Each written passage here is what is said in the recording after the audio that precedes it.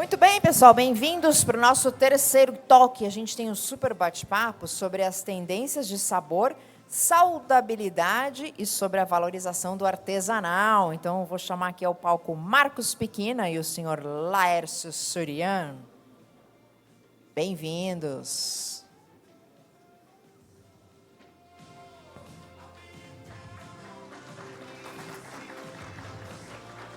Bem-vindos com vocês, fique à vontade.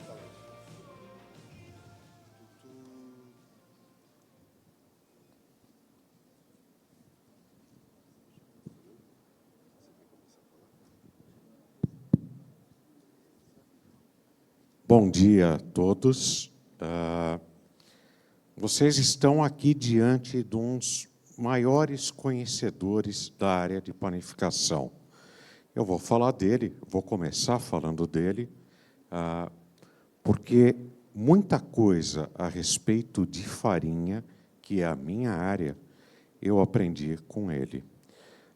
O Marcos é uma pessoa que, além de um dos melhores profissionais de panificação do Brasil, é também um profundo estudioso de farinha.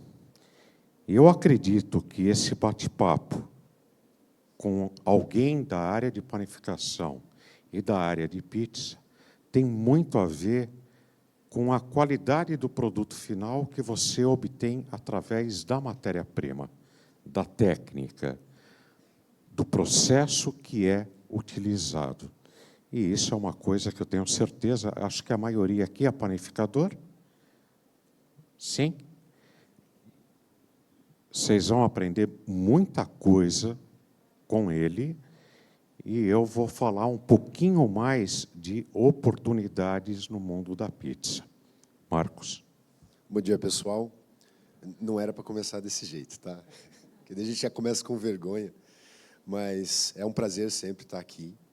Eu fiz, acho que em 2019, quando eu estive aqui para fazer também o congresso da FIPAM, então quero agradecer a Val e todo mundo da organização, porque é uma oportunidade para mim, é uma honra para mim e para o Laércio.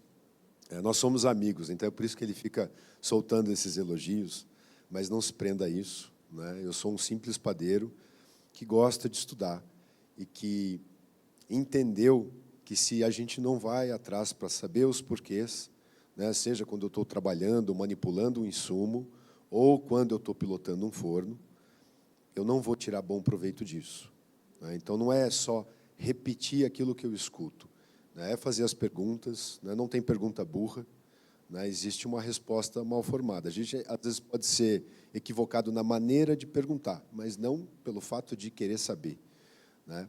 O Laércio é um grande amigo meu que eu conheci em feira, né? Uma feira, acho que foi na APAS, né?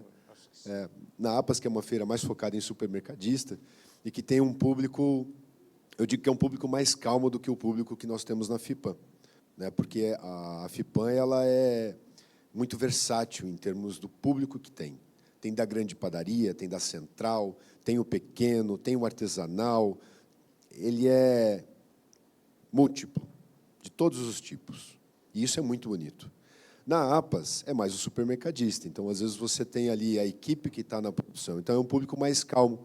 E, numa determinada oportunidade, eu estava sentado no banco, sentei do lado desse cara aqui, nem sabia que ele era de farinha, né? E a gente começou a falar de comida, que é a coisa mais gostosa do mundo, né?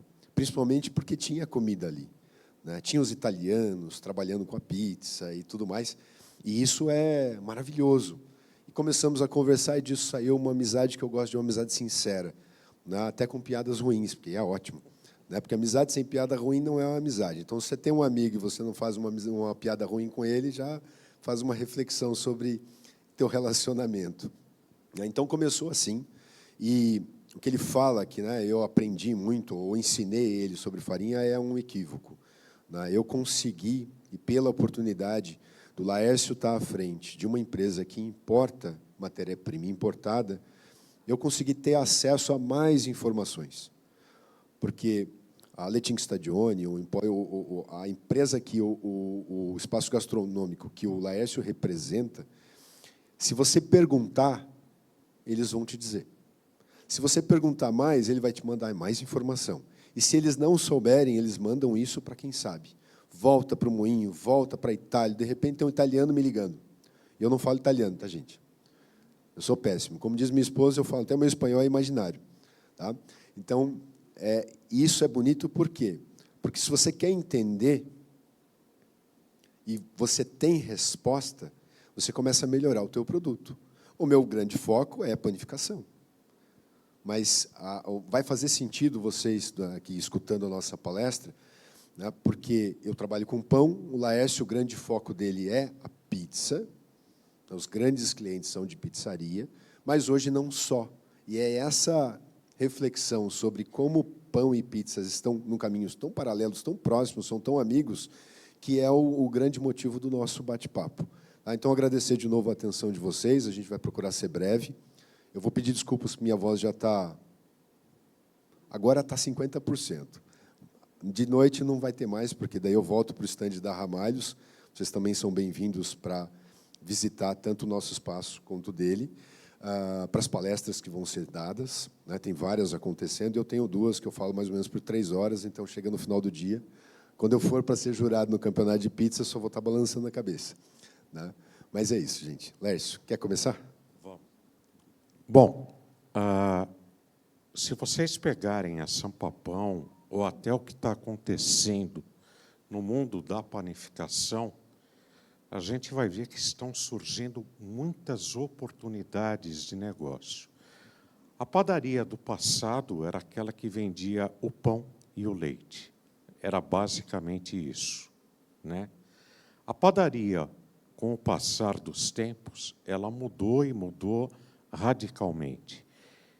Ela é um empório, ela é um restaurante, ela tem uma hora de almoço extremamente forte, como restaurante.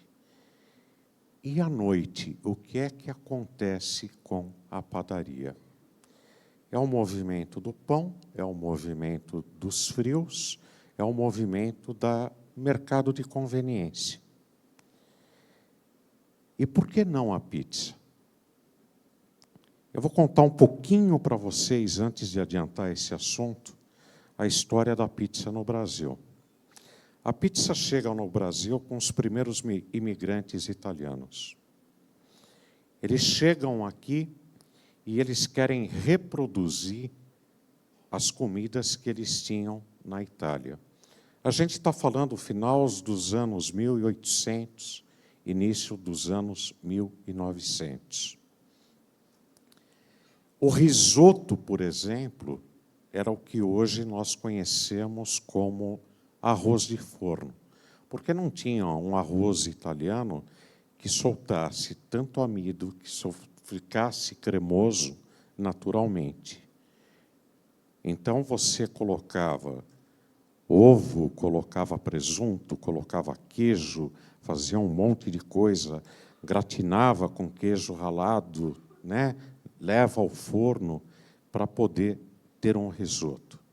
Hoje a gente sabe que risoto não é isso, tá? Isso é arroz de forno. E eles começaram a querer reproduzir, principalmente os napolitanos, a comida mais típica que eles tinham, que é a comida de rua, a comida barata, que era a pizza. E começaram a fazer a massa. Aonde assar uma pizza, já que você não tinha forno? Eles pediam para os proprietários de padaria assarem a pizza. E depois, com o tempo, eles foram construindo os fornos para poder fazer a sua própria pizza. As primeiras pizzarias, de verdade, elas vão surgir nos anos 20. Aí que você começa a ter. E uma curiosidade, pizza portuguesa, que eu acho que todo mundo gosta, ou quase todo mundo, foi criada dentro da padaria. Já que o italiano levava a massa para assar lá, e normalmente, a gente está falando de muito tempo atrás, as padarias eram dominadas pelos portugueses, eles começaram a querer reproduzir um pouco da comida de Portugal com a pizza, já que eles gostavam da massa. E aí entra a cebola, entra o ovo, entra o presunto, é daí que nasce. Então, se vocês pensarem bem, quando eu falo que é uma grande oportunidade de negócio,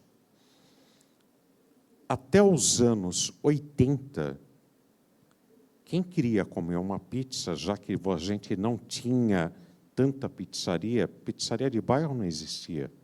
Existiam as grandes casas, que eram inacessíveis para a maioria da população.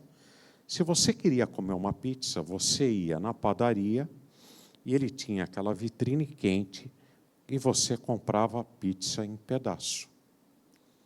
E aí você comia uma pizza. Quem popularizou a pizza para a gente ter tanta oferta como tem hoje foi uma empresa que a maioria aqui não vai lembrar, que é o Grupo Sérgio, que fazia um rodízio. E eu, naquela época, moleque, eu e meus amigos, a gente tinha um programa de fim de semana, que era ir até o Grupo Sérgio ver quem é que comia mais pedaço de pizza. Valor fixo, você come o quanto você quiser. Eu acho que o meu recorde foram 15 fatias. Tá? Uma massa fina, pouquíssima cobertura. E, a partir daí, começam a surgir as pizzarias.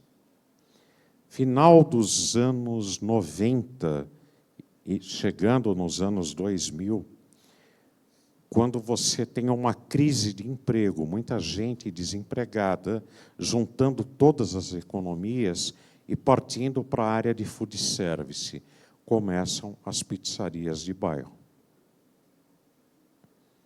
Tá? E aí, o hábito de comer pizza foi se tornando melhor. Para chegar na farinha italiana, a gente vai pegar como referência a pizzaria Esperanza, em Moema, e aqui na 13 de Maio, que foi a primeira casa que pegou e trouxe a farinha italiana e fez um curso na VPN para ter uma pizza certificada. Hoje, pizzaiolo de uma boa casa, com muito conhecimento, é tido como um grande chefe de cozinha, tá? Mas aí é um chefe pizzaiolo. E quando chega a farinha italiana, é aí que a gente começa a ter o mesmo caminho. Você fala de massa de longa fermentação, você fala de uma fermentação, não vai usar o levain, não vai usar a massa madre, mas você vai usar 3, 4 gramas de fermento por quilo de farinha, fazer a massa hoje para assar amanhã. E aí você tem um produto muito digestível, muito leve, com um valor agregado maior. E aí começa a confundir com panificação, e aí eu vou deixar ele falar um pouco de panificação, e aí a gente vai para frente. Então, vamos lá. Por que o caminho converge? Primeiro de tudo, é assim, a farinha né, e aqui eu estou falando de farinha de trigo, não vou entrar no campo do sem glúten, que não é esse o nosso objetivo, porque isso já é uma segunda derivação, já mais pós-moderna. A gente até brinca que há 50 anos atrás, eu não vou falar 50 para fazer bastante tempo, tá? Mas eu poderia falar 15. Essa questão da intolerância ao glúten era praticamente inexistente. Então, não é que eu não respeito isso, inclusive a minha esposa é celíaca, então é muito divertido, porque ela não pode comer nada do que eu faço, né? Não é nada divertido. Então, eu levo isso muito a sério, de entender, né, como as coisas são feitas, e cada um de nós temos uma biografia. Nós não somos as mesmas pessoas que eram aquelas que viviam 50 anos atrás ou há 15 anos atrás, porque hoje a gente vive, nós somos fruto dos medicamentos que nós tomamos e da forma como nós cuidamos de nós mesmos. Como é que a gente se alimenta, como é que a gente cuida do corpo, e etc, etc. Então, nós somos frutos disso, e cada um tem a sua própria história. E daí, por conta disso, cada um desenvolve ou não desenvolve uma certa inflamação que pode fazer com que a tua dieta alimentar tenha que ser alterada para que você continue vivendo bem. Então, é por isso que também hoje existe uma reflexão muito grande sobre se a farinha tem trigo ou não tem trigo. Eu trabalho com glúten, só que o glúten precisa ser bem desenvolvido, bem fermentado, e eu preciso entender qual é a matéria-prima que eu uso para saber que tipo de produto eu faço. Por que os caminhos estão parecidos? Porque quando você colocar diante de uma maceira o padeiro e o pizzaiolo, você só vai saber a diferença depois do produto pronto. Porque ele vai colocar na maceira a farinha, ele vai colocar na maceira a água, ele pode ou não fazer um processo de autólise, que já deriva de estudos. Raymond Calvel foi um estudioso, cientista da panificação, que entendeu que com 20 minutos, você deixando com uma mistura leve de água e farinha, você começava a ter processos enzimáticos. O que significa isso? Glúten é a formação por duas enzimas, duas proteínas que estão dentro da farinha de trigo. Gliadina, glutenina, que com fricção, seja você com as mãos ou com a maceira, com a adição de água e hidrólise, você começa um processo enzimático, que vai atuar, essa autólise, ela atua dentro da gliadina, para criar extensibilidade para essa massa e capacidade de absorção de água. Esse é o grande propósito. Quando a gente faz a autólise, é porque eu quero algo com essa massa. Se eu vou fazer um pão italiano, nos moldes do pão italiano que nós conhecemos, seja um filão, seja um pão redondo, que não é super alveolado, nem nada disso, eu não preciso fazer autólise. É processo direto de batimento de massa. Mas se eu quero fazer uma baguete, se eu quero fazer uma pizza ao taglio, se eu quero fazer uma própria pizza, a depender do tipo do trigo que eu vou escolher, a autólise passa a ser interessante, não obrigatória. Quando que eu tenho que entender isso? Se você olhar a linha das farinhas, que, por exemplo, o Laércio, ele tem à disposição, e é muito bonito isso, porque assim, olha, eu tenho à disposição no moinho tipos diferentes de trigo que entregam resultados diferentes. Vamos voltar 100 anos e pensar no W, que é um fator de força, um dos aspectos quando a gente faz uma leitura reológica da farinha de trigo. O W médio na França era 100. O W médio em alguns países da Europa, outros, que tinham um frio mais intenso, e na América do Norte, era 130, 150. 100 anos depois, nós temos um W médio de 200 na França e outros países, inclusive em países mais frios da Europa, e principalmente na América do Norte, norte dos Estados Unidos, Canadá, o W médio é 280. Se vocês que estão aqui dentro do segmento da panificação, há 5 anos falava-se muito de Manitoba. Eu vou fazer um pão com Manitoba. O que era Manitoba? Uma farinha muito forte, mas uma farinha também muito elástica. Então, tem dois conceitos aqui, extensibilidade e elasticidade. Extensibilidade é a capacidade da massa se esticar. Elasticidade é o que o elástico faz. Ele vai e volta. Se eu tenho uma farinha muito elástica e vou fazer uma baguete, e eu não sei manipular essa farinha, na hora de eu fazer a baguete, que eu preciso que ela estique e fique, se ela esticar e voltar, eu tenho retrabalho. Eu tenho que ficar manipulando, manipulando, manipulando, quando eu já poderia ter terminado. Mesma coisa com a pizza. Se eu não consigo abrir o disco de pizza, que com 280 gramas teria que ter pelo menos 28 centímetros, e ela retrai, não é que a pizza não vai ficar boa.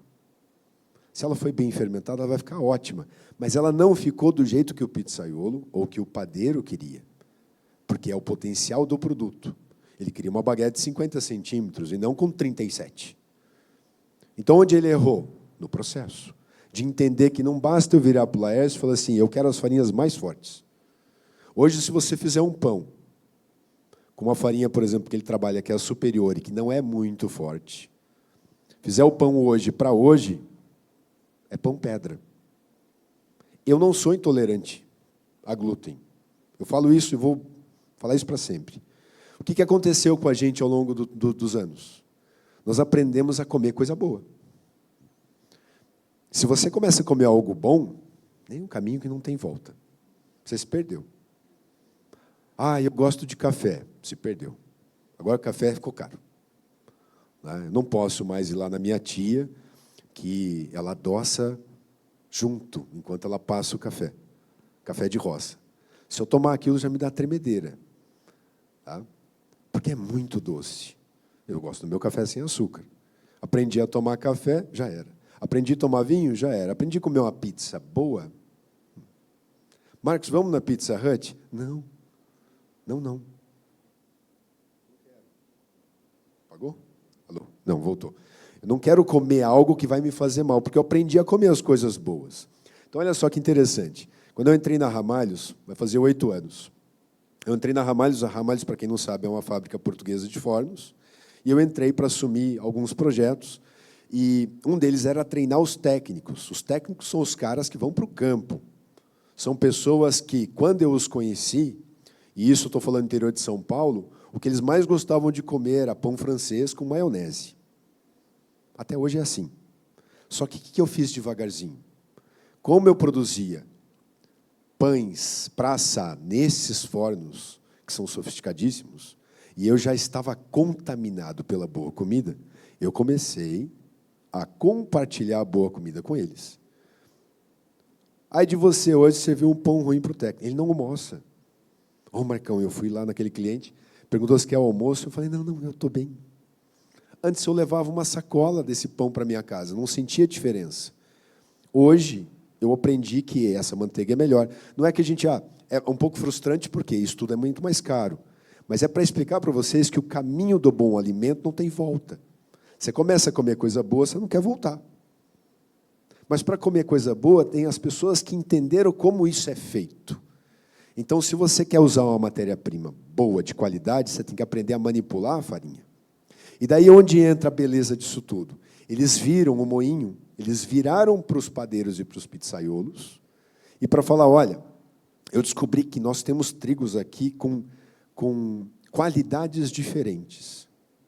Imagina que você vai pegar uma farinha forte dessa e você precisa fazer biscoito. Não sai o biscoito.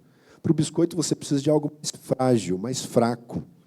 Fraco é só uma terminologia, tá, gente? Se você precisar fazer macarrão, não dá para ter muita elasticidade com uma farinha que é para macarrão. Ok? Então, tudo isso é importante. De onde vem isso? Do estudo do amido. Eu preciso estudar o amido, que é 75% da farinha de trigo. E daí a gente passa a virar estudioso disso. E daí a gente passa a lembrar das aulas que você faltou de biologia, de química, de física, que está tudo relacionado. E eu começo a entender que, quando eu vou levar um pão para o forno, o que eu faço é levar uma massa que foi formada, que começou da escolha da matéria-prima. Eu tenho que saber qual é o tipo de pão que eu quero fazer. Quantas horas eu vou fermentar? Depende da farinha de trigo. Se é uma farinha de muita força, que tem muita elasticidade, eu preciso do tempo para degradar o glúten e não atingir você com um alimento que não está pronto para o seu corpo. Senão, você engole um chiclete. O peso molecular do glúten hoje, se um dia ele já foi de um fio de cabelo, hoje, eu não sou pescador, tá, gente? Mas meu pai ele tinha um sonho de que eu fosse aprender a gostar de pescar para pescar com ele. Então, ele deve ter insistido isso por uns 12 anos, depois ele desistiu. Mas o que eu aprendi? Eu aprendi os tipos diferentes de linha de pesca.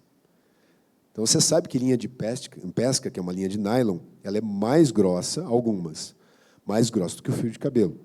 Então, esse é o peso molecular do glúten. Se você for mastigar isso e engolir, o seu estômago precisa de tempo para digerir. O que aconteceu com a gente? A gente começa a comer comida boa, nosso corpo se adapta a isso. E, de repente, eu como algo que não está devidamente preparado, eu vou sentir o meu estômago. Eu vou sentir uma queimação, eu vou sentir um estômago pesado, eu não vou me sentir bem. Não é que eu tenho problema com o pão, eu tenho problema com esse que eu comi, que já não me faz bem. Porque não basta eu comprar e assar. Eu tenho que saber o que eu estou fazendo. E hoje, o que é mais bonito que a maioria das pessoas, e o Brasil hoje ele é uma representação muito séria. Porque você pode ir para a França, você pode ir para a Itália, você pode ir para a Espanha, você pode ir para Portugal, e você vai encontrar tudo aqui com excelente qualidade. Não é porque, eu brinco, né? Não é porque nasceu na Itália que sabe fazer pizza e pão. Não. O que o italiano tem e que nós não temos, até por uma questão geográfica, mas muito cultural, é desde criança acesso ao alimento in natura de alta qualidade. Então, molequinho, o cara aprende o que é um tomate bom, que nós não temos. Então, essa cultura gastronômica de reconhecer um bom manjericão, um bom azeite, um bom tomate, um bom pão, e todos os outros, porque a Itália é uma representação maravilhosa. Se eu fosse dar uma dica para vocês hoje, de que caminho vocês deveriam seguir como tendência, é estudar a gastronomia italiana. Eu estudo panificação italiana, e o que existe dentro da panificação italiana é surreal. Porque a gente pensa na panificação como algo que vieram dos franceses. E sim, eles foram muito importantes. Mas se você já trabalhou com croissant artesanal, feito hoje no Brasil, com a melhor matéria-prima disponível, nós temos até uma manteiga que é feita no Brasil, Manteigaria Nacional, que supera, em termos de teor de gordura, e qualidade, e plasticidade. O que é plasticidade de uma manteiga? Dobrar sem quebrar. É feita no Brasil, é feita em Goiás. A Manteigaria Nacional. É espetacular. O dia que você está eu estou num cliente, e ele está acostumado a utilizar uma farinha X, com uma manteiga Y, e eu levo uma farinha de qualidade, que vai dar uma crocância, que vai dar um crescimento, que vai dar um aspecto estético, além do próprio sabor que cada farinha entrega, para aquele produto, e eu agrego uma gordura, que é a manteiga, da mais alta qualidade, quando ele come, ele fala, por que você fez isso comigo? Agora eu vou ter que ter esse, porque agora eu me frustrei. E daí, se você trabalha com isso e leva isso para o cliente que viajou fala assim, cara, esse é melhor do que eu comi na França. Porque não é porque está na França que é maravilhoso. Né, eu brinco. Todo mundo segue o Cedric no Instagram, que tem 1 zilhão de seguidores, mas ninguém quer ficar naquela fila e pagar de 9 a 12 euros num croissant. Eu, muito menos. Não é porque eu não gosto de croissant, mas é porque eu não preciso. Hoje você consegue comer tanto pizza como qualquer produto derivado da panificação de alta qualidade no Brasil. Então, onde é importante, independente do teu segmento, se você está dentro de um supermercado, se você está numa central, se você é indústria, se você é o pequeno, aquele que olha para o processo de qualidade, para os insumos certos e entender como as coisas precisam ser trabalhadas, ele ganha espaço. E vamos voltar lá. Por que o padeiro e o pizzaiolo estão muito próximos? Porque na hora de bater massa é a mesma coisa, gente. Agora, como eu sou padeiro, a gente faz mais coisas. É uma brincadeira.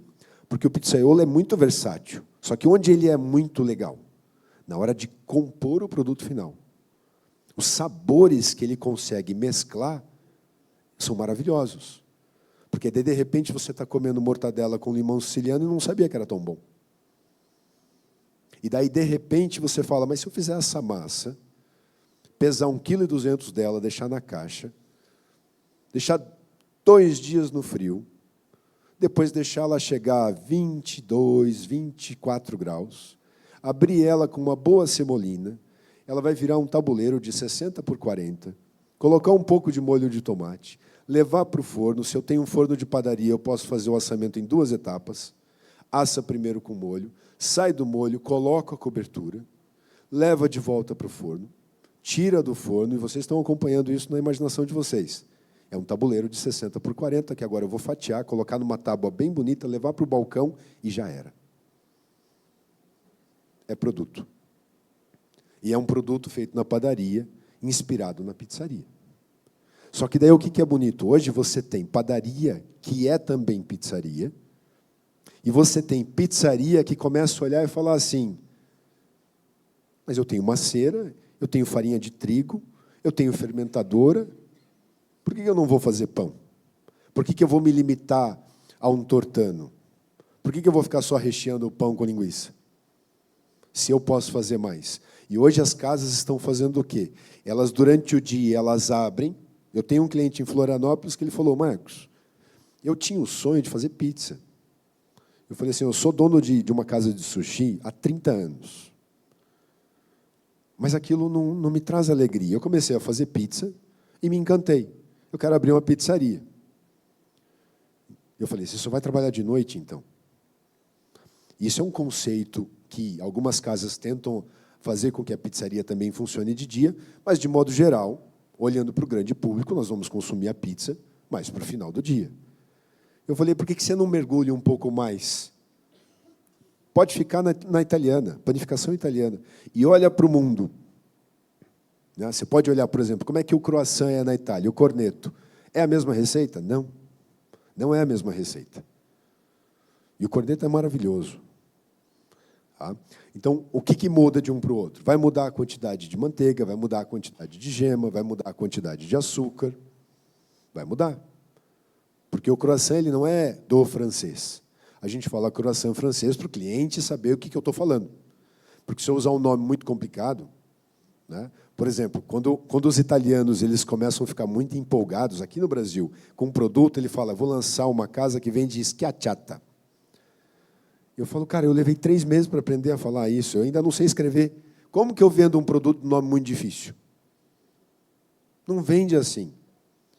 Facilita a compreensão para o cliente, mostra para gerar desejo e dá um nome que as pessoas vão conseguir se identificar. Então, essa conexão é muito forte. E o que a pizzaria começou a fazer? Olhar para o produto panificável e falar, eu também posso ser um espaço que, durante o dia, vai servir um bom pão, vai servir um bom croissant. O Heitor, lá em Caxias, acabou de fazer isso. O Heitor começa na panificação, migra para a pizza, ganha o campeonato de pizza, abre a pizzaria e fala, durante o dia, a minha loja tem outra proposta. E isso o Roger, em Florianópolis, fez a mesma coisa. Ele abre das 8 às 8. Você sabe que a coisa mais linda na padaria? A gente abre por várias horas e o dinheiro entra toda hora. É por isso que o cara da cozinha quente, que tem restaurante, ele fala assim, mas como que funciona?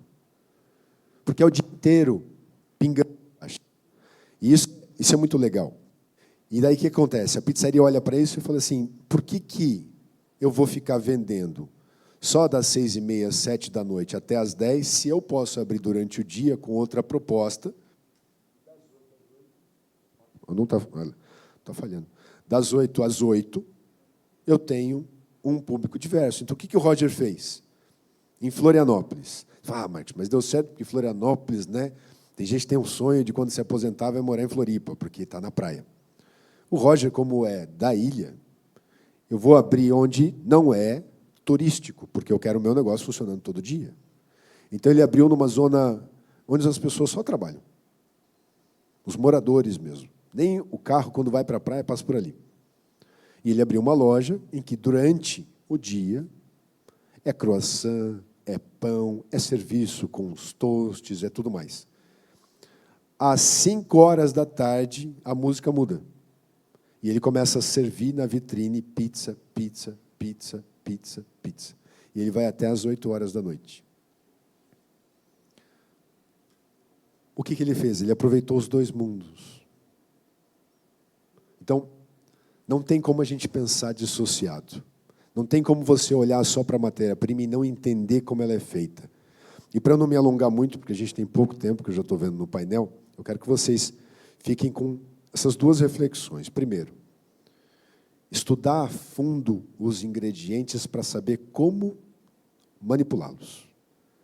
A partir do momento quando eu comecei a receber as informações do moinho, que dizia, olha, Marcos, essa farinha tem um P por L e esse. Fui estudar o que era P por L. Fui estudar como que se lê uma ficha técnica. E fui ter acesso a fichas técnicas confiáveis, porque ficha técnica não é copiar e colar. E fui fazer as perguntas e entender o seguinte, se essa farinha tem essa capacidade, se essa farinha tem essa característica, que tipo de produto eu posso fazer com ela? Definido isso, eu comecei a ter que estudar amido, gente, porque o que eu mais trabalho é forno.